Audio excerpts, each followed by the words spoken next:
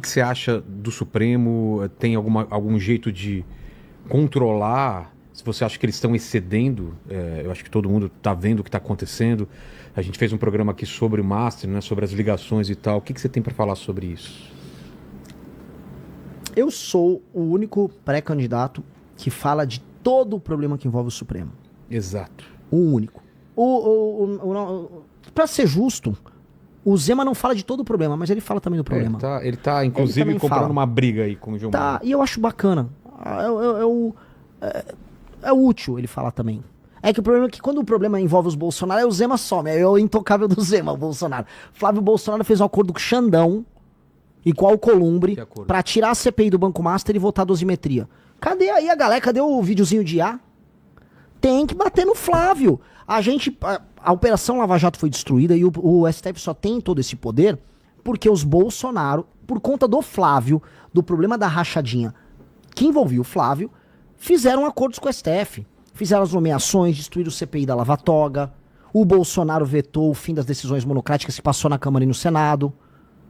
Ora, os superpoderes do STF são consequência do péssimo governo do Bolsonaro no trato disso. E aí, cara, os únicos que ficaram denunciando e quase foram presos por fazer isso fomos nós. Tô avisando, os únicos que denunciaram, do Xandão até os Bolsonaro, porque todos têm culpa no cartório, fomos nós.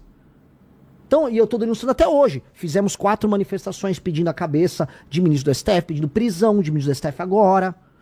E por conta do escândalo agora do Banco Master, que é o maior escândalo de corrupção da nossa história. Só que o problema do escândalo do Banco Master é assim, as pessoas vão contar historinhas. A esquerda conta só a história que envolve a direita. E a direita conta só a história que envolve a esquerda.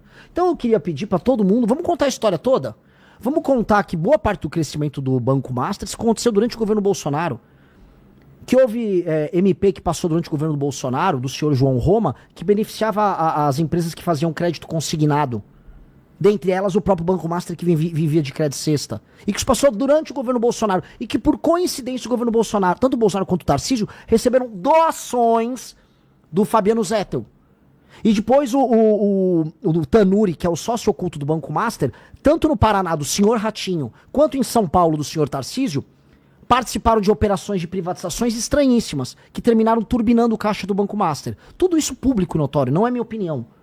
Não vamos falar da parte que envolve a direita, que da esquerda a gente já sabe, o crédito cesta, que é a base do escândalo do Banco Master, começou com o PT.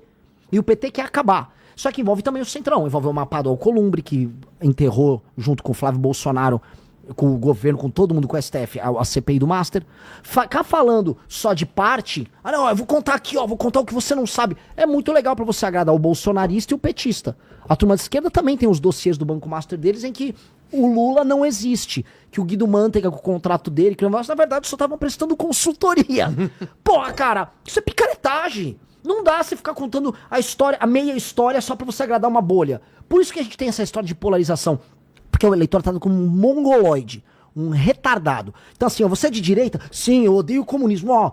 O Banco Master só tem a ver com o Lula, tá? São esses poderosos aí. São os educados. O cara, é. E aqui? E você de esquerda? É tudo culpa do fascismo do Bolsonaro. O Lula não tem nada a ver. O cara, que bom. E aí, tudo mantado com um débil mental.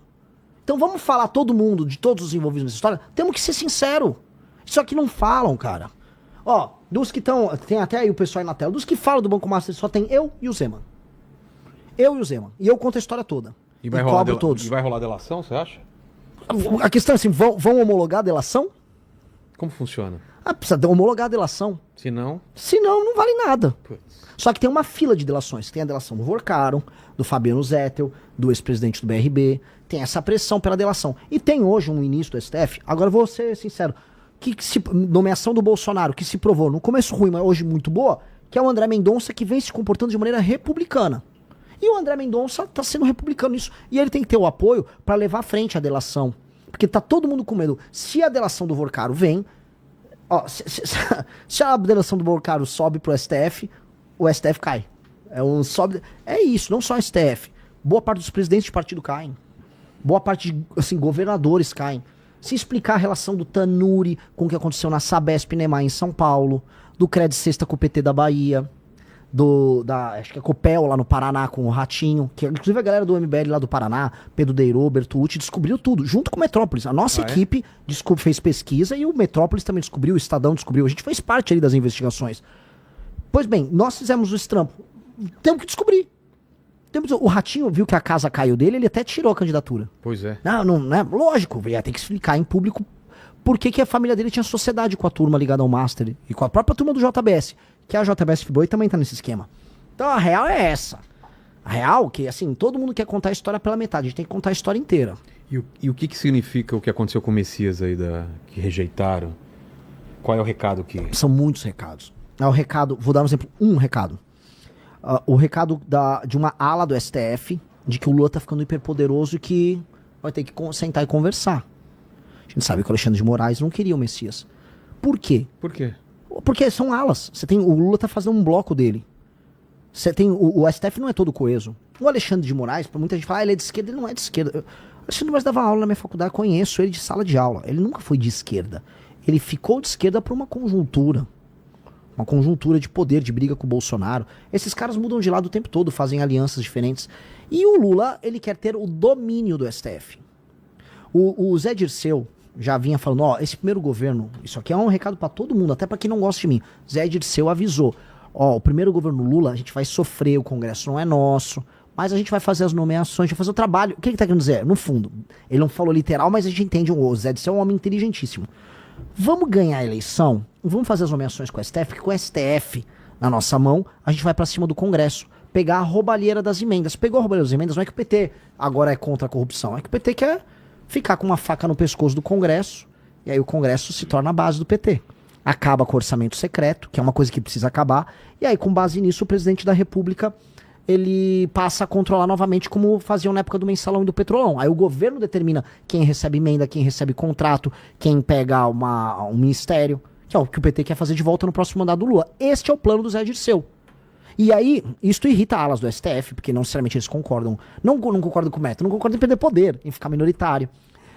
O Senado, uma parte do Senado já estava de saco cheio do STF, tem discussões sobre Banco Master envolvidas ali no meio, tem oportunidades de passar recado pro governo, tem muita coisa. Foi assim, foi um evento único, né? A última vez foi acho que 1894, me corrijam aí, façam um fact-checking aqui. A última vez que não passaram uma indicação. Então um recado, é um recado de uma força política enorme contra o Lula. Olha, não vai ser assim que a banda toca, a gente já entendeu o teu plano para pós 2025. Se você ganhar, você não vai controlar a gente. Até porque o STF, percebam assim, isso aqui também nenhum dos outros pré-candidatos vai explicar para o eleitor.